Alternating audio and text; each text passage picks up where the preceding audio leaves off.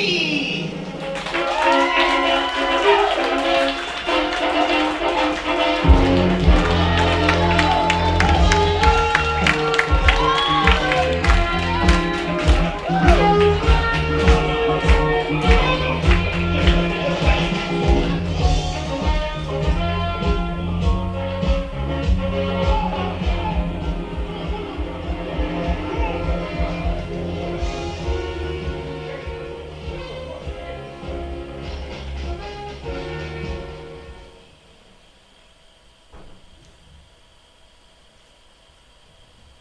I have a bit of a thing for oranges.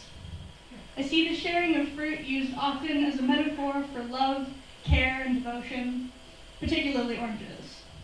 The tedious yet gentle act of peeling a fruit, splitting the segments and passing them out, the profound love in such a small gesture, such a small object.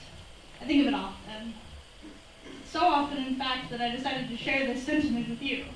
I read you one of my favorite poems, The Orange by Wendy Cope, and you slipped an orange into my bag the next day. I stared at that orange in the dark on my back porch until I couldn't feel my fingers from the cold.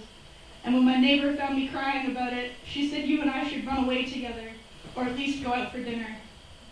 I told her I'm in love with you. She said, I'm sorry to hear that.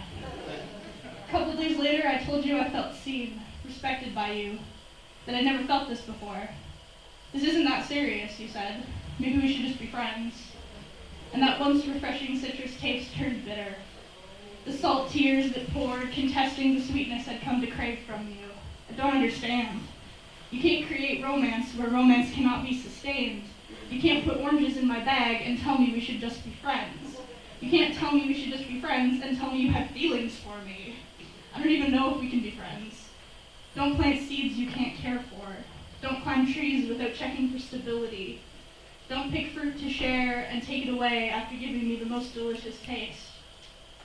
If we do stay friends, and I really, truly hope that we do, I'm not going to send you any more poems. And please, don't gift me any more oranges. Thank you.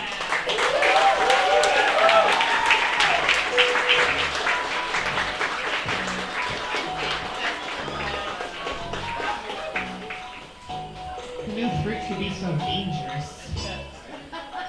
3 judges, are we ready? We're ready? 3, 2, 1. Yep, all. So we have a 9.1.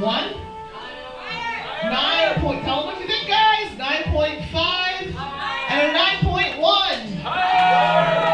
The last poet in this second round. I like that he's still a jumble. Eddie! Let's go!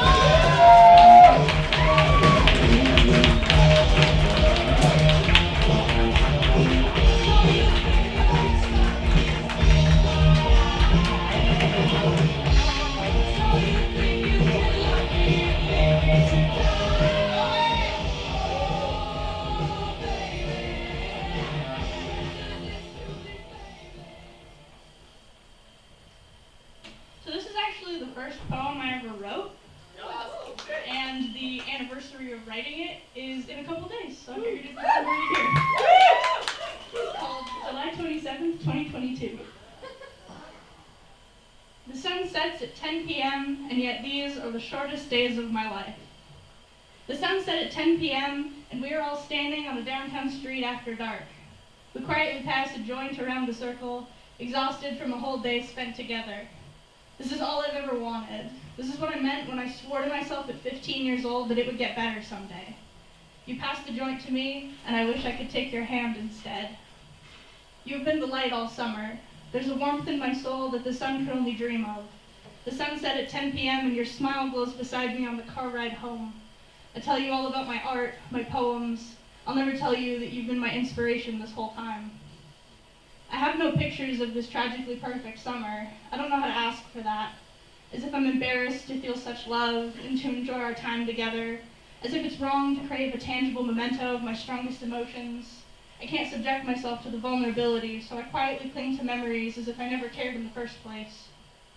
The sun rises at 5 a.m. and I am wide awake in my bed, counting down the days and praying that the fire in my soul will stay lit long after you're gone. Thank you.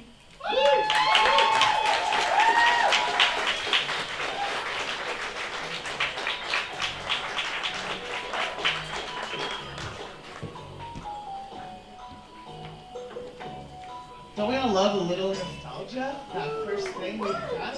Oh. Okay, judges. 3, 2, 1.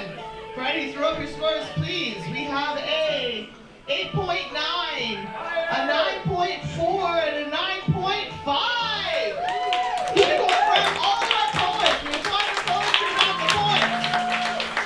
Woo! You take the points because I just know our audience likes to have like stuff to do, you know? They like to be yelled at, they like to be booed, they like to like stay here until the very end. We appreciate our judges. We really do appreciate our judges. It's a big part of it.